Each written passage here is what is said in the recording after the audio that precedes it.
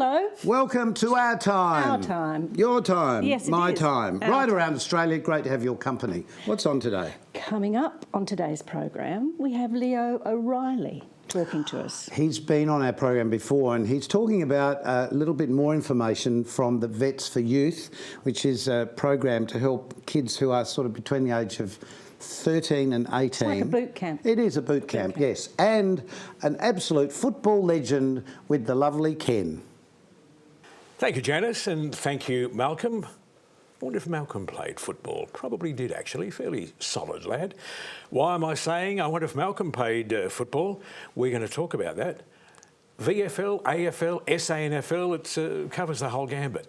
And with me is Chris Halbert. And Chris volunteered, probably inadvertently, for a job, and you've gone ahead and leaps and bounds, Chris, haven't you? Well, I did volunteer. I wasn't searching for the job. I just suggested that it needed to be done. So I wrote to the Commission and said we should be looking after this memorabilia, which is SANFL is 140 years old next year. So they said, good idea, off you go. You've got it, kid. Away you go. So you've got the SANFL History Centre, is it? Yes, that's right. We're down at Bowden and we're above the Lutheran Archives, National Archives. So we're history together, and it's a very nice area that we have, and we've got a lot of items there, so we process them there. Wonderful.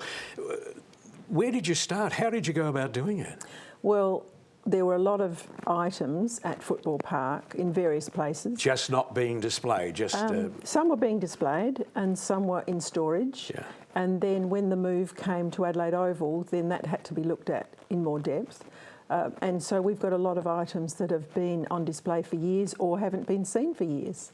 And when we're talking about items, the obvious that come to mind, of course, I suppose, are jumpers and Magarey medals. That's correct. And photographs, both small and very large. Wonderful overhead photographs of Adelaide Oval for the grand finals. A lot of early photographs of players and administrators. A lot of state team photographs. We've got ties, socks, jumpers. Washed, I hope. Oh, hopefully. Although some of them you can't tell, they're so old. Blazers, trophies and medals. And anything arrived that really surprised you? You thought, wow, this is a real find. Always, but particularly we have a replica of a gold football that was a tiny little gold football that was made and given to the captain of the very first South Australian team when they played Victoria in 1877. Did they win? Yes, I think they did. Did they? Yes. Excellent. So that's special, but then so are the medals because they're so unique. Well, tell us the history of the Magarey medal. Well, William Magarey donated some money for a medal in 1898, or maybe the year before. Was he a footballer or? He was an administrator, Okay. And he wanted to improve, discourage the ruffians of the game, I quote, and Okay. so he donated some money, which was then put towards a medal, and this is about 30 years before the Brownlow. And so this is the oldest unique medal in sport, in Australia particularly, I suspect elsewhere. And each medal is gold and it is unique up until 1991. So you can see all the different designs.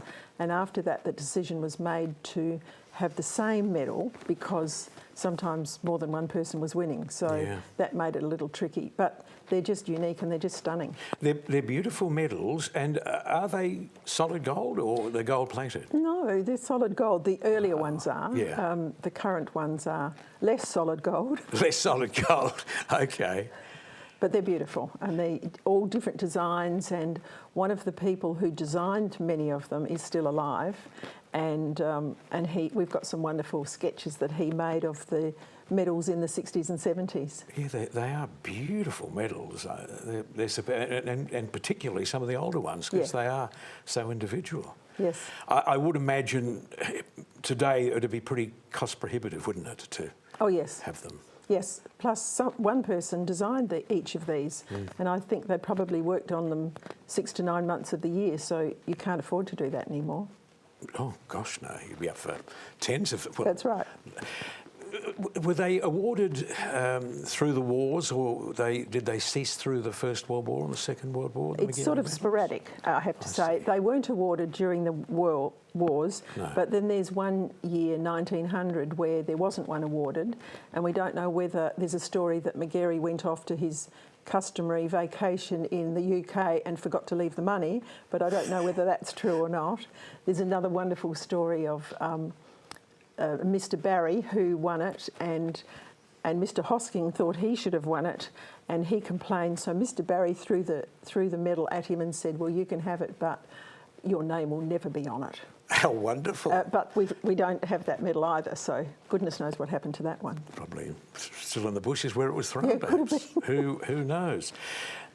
We've got some medals here dating back to the 1800s, haven't we? Well, we've got 1898. Norwood have got that one, and that's Right. the very first one. The ones we have here are the 50s and 60s.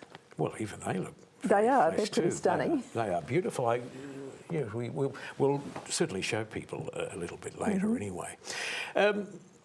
How are people contacting you? Are you still looking for memorabilia, Chris? Of course, because there's a lot out there, particularly when people move house and then look and realise what they've got and then think, what are we going to do with this? Because often the children aren't as interested, and one often doesn't become interested in history until they're over 50. Yeah. So we get phone calls saying, are you interested in this memorabilia? And of course we are. What are you searching for at the moment? Because we'll talk about a function that's happening next year, about a year from, well, almost today, isn't it? This month anyway. That's right. We're searching for, it would be nice to get the 6 McGarry medals that we can't find. You have no idea where they are? No, and they're in the first decades of the 20th century. But anything really that comes in that's unique, there are some things that there are several copies of them, that's fine, but it's the gaps in the collection that you look for all the time. Sure. The display, we must reiterate too that people can donate them for a short time. They don't have to give them to you. Oh, that'd be nice, but they can just give them to you on loan, can't they? They can. Most people end up saying, we're going to let you look after them, because with the older objects, they don't want the responsibility of them deteriorating while they're looking after them, or whether they've got them in a box in the shed, and then when they go to open the box, paperwork disintegrates. Yeah. And the responsibility of some of those items, they want them photographed and catalogued correctly and looked after, preserved correctly too. Now, are people able to go down to Bowden and view this memorabilia at this point in time? If they give us a ring, because we're not there all the time, the volunteers work in sort of different groups for different tasks, and so if we have someone who would like to come down and have a look and we're there, that's fine. Is there a fee involved, or No. they just wander in No. and have a... And what will they see? They'll be overwhelmed by the range of items that are there. So put aside a couple of hours, perhaps. Well, if they want to have a really good look, sometimes they just come in and have a short look because there's so much. So many items, and we're still processing a lot. Wonderful. Yeah, it is. Now, I think it's 3rd of June 2017. Tell us about that. This does sound rather flash. Well, it's very exciting and a little overwhelming. The State Library is going to have a celebration exhibition of 140 years of Sandful, and that will be June the 3rd until August the 13th in the State Library, in the Institute room, and then going through the subsequent rooms before you get to the actual State Library area. So we'll take up all of that. We'll have some film running, because the other part of our project is all of the films and tapes from the 4 TV stations, which we've got, and we will be digitising that so that all of that is digitised. The other project that we're working on is digitising scrapbooks. So we've been working on 150 scrapbooks so far that have been digitised, and so you'll be able to have a look at those on the screen as well. You have been busy. You mentioned the film footage from the TV channels. Do we have any old cine camera going back prior? Well, we actually haven't looked at a lot. We haven't been able to look at a lot. Doesn't last though, does it? No, and that's why desperate that we look at it soon. And if anyone out there has got any machines that we could play some of these old tapes and film on, we'd love to know about that. And it's too late. digitise it too. Oh, You know, yes. keep it, of course, because Absolutely. you could, John Halbert being your husband, you could put John on a pedestal and he could be on display. I don't think he would agree with that. Wouldn't he? No. Why? No, I mean, he's obviously a great supporter as well. Yes, absolutely. Aussie rules, and I know he supports the Crows, Yes. and obviously the SANFL as That's well, right. or SANFL. Well, he had no idea when we started doing this. I said, do you realise how much memorabilia you've got? Because his mother kept quite a lot to start off with, and she died when he was 21, and then I kept a lot. So I got it all out to show him, and he had no idea. There's a lot. And then Lindsay Head has got equally a number of things and items, so there's a lot out there. Yeah, it's wonderful, isn't it? It is. Gee, what a shame John's mother died when he was 21. You I know. Missed the halcyon days of his career. Yes, but she knew he was going to be all right. What about maybe next time, can you bring the old man in? Do you think he'd come in? I will check with him and see if that's a good thing to do. I'll take you up on that All one. right, all right. Thank you, Chris Halbert. And make sure you get down to Bowden if you're interested, or otherwise you can catch up with everything on the June the 3rd of next year, 2017.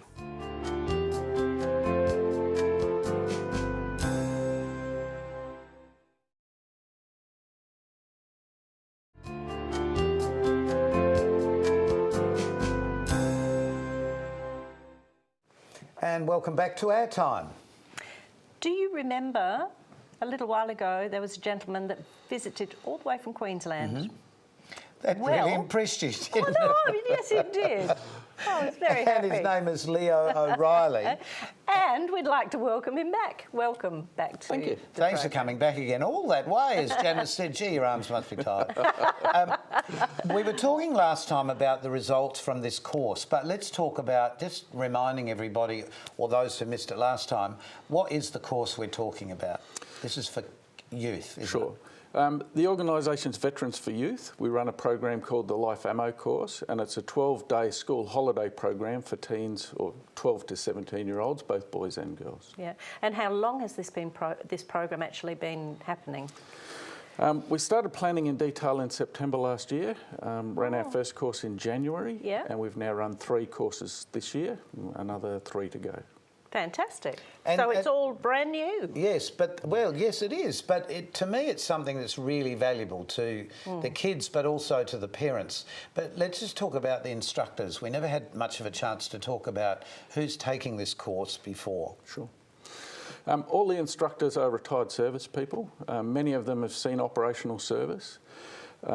It gives them the opportunity to actually give back some of the training they've received. Certainly a lot of them who've come back from operations may be feeling a sense of loss in that they're not sure how they're going to fit back into society. And we've heard a lot of stories about high suicide rates and mental problems they've had.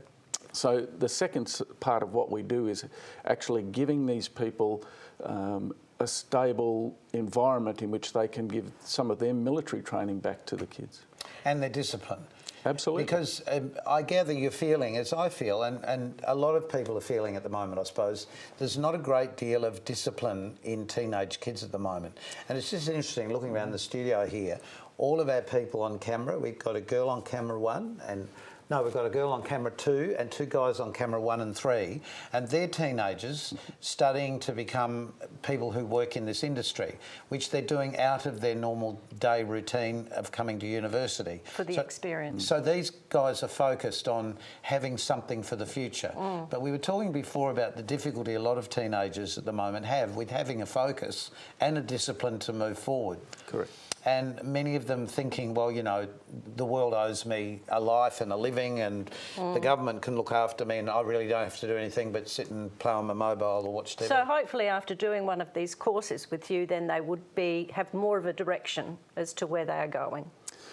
That is one of the outcomes. So we do take time during the course to ask them where do you want to go, what do you want to do, what do you like doing, and then once they've worked out where they want to go, ask them what they see as being necessary to get there in terms of training, mentoring, assistance and so on. So it is the opportunity for those of them that aren't sure what they want to do to actually have a think about where they want to go and what they're going to need to do to get there. I know you said this is quite a young program, you've only just started. Where do you see this going? Because obviously you're in Brisbane or in Queensland. Can you see this being something that could be a national program? Well, it is a national program already. We have children fly from all over Australia to come and attend the courses. And to make it easier for parents, all they have to do is get them to Brisbane Airport. So as long as they can fly or drive to Brisbane Airport, we take care of all the transfers between the airport and the camp and back again at the end of it. But they come from all over Australia. Oh, okay.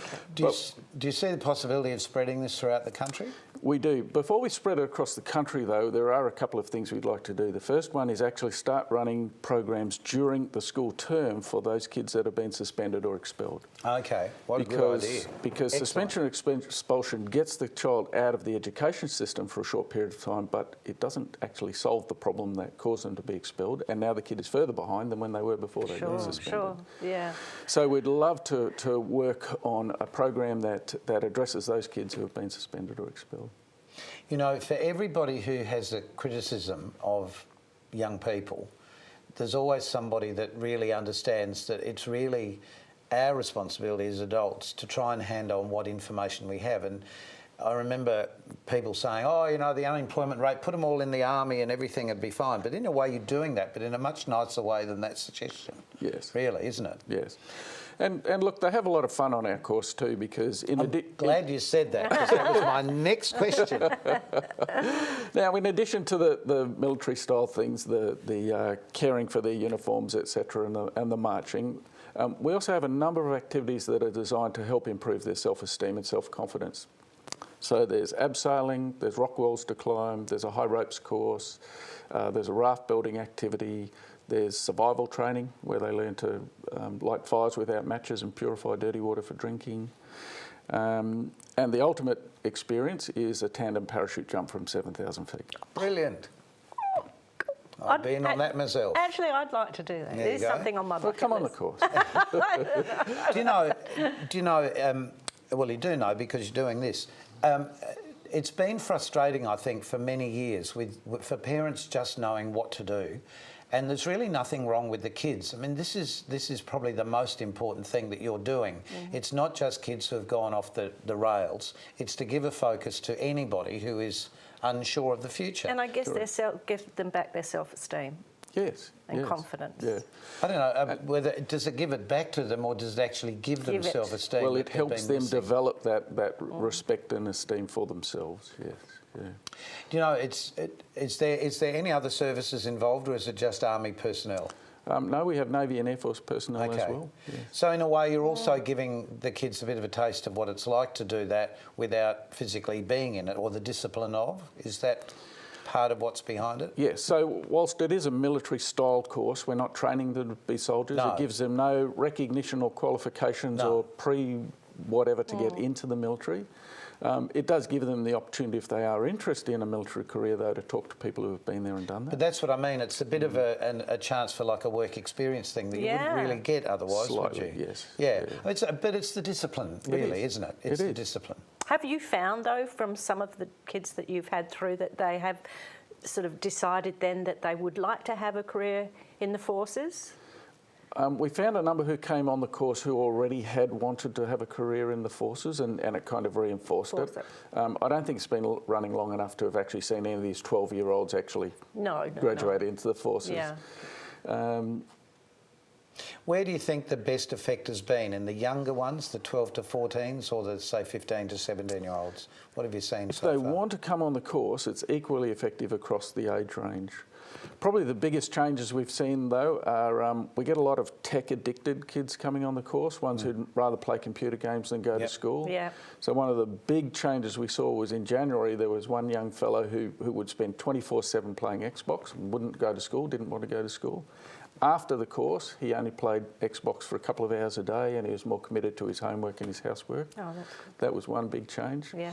There was another young fella who had never made his bed in the whole time whole Gee, 12 or 14 years. Well, that's not unusual.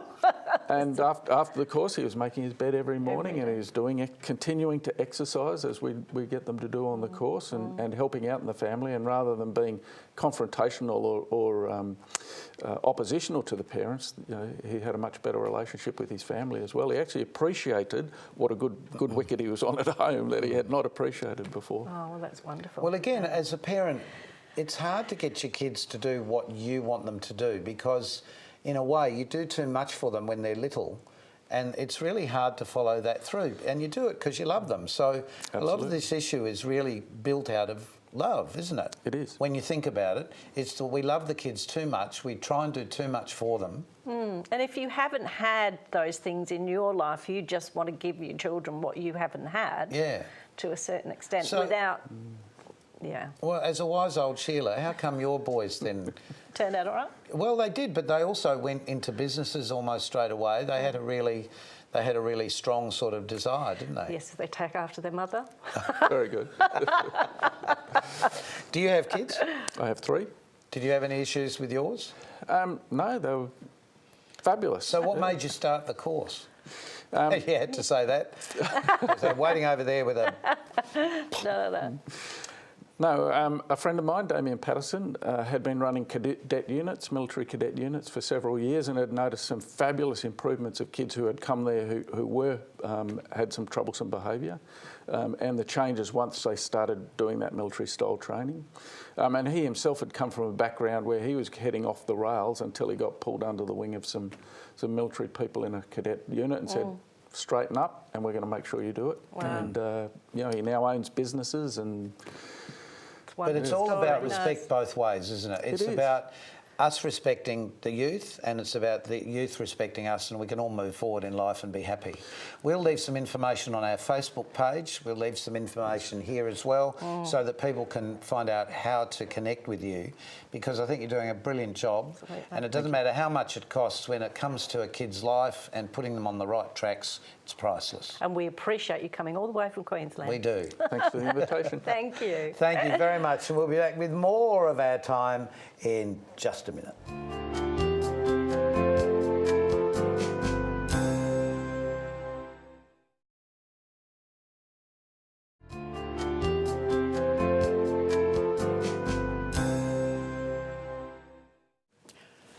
I owe Malcolm an apology. I was being flippant about your football career. I do apologise. So few people know. Well, you're a modest fellow with a lot to be modest about. I know. I had no idea. Congratulations. Well done. When did you win that? When I picked it up off the table. A couple of minutes ago. Whose is this really? That is Jim Dean's 1957. And he has another one as well. He has 1953. So these are just brilliant. I've never ever seen one of these or handled one You've before. certainly never worn one and never... Do you know, I'm feeling... Don't be just so unkind. I'm truly feeling a footballer coming over me right now. It's just I could go and kick a ball and a goal between the two posts. I'd like to see that. I would too, Wouldn't actually. you? But we've got some other pictures here too that are fantastic to have in the collection. Yes, correct.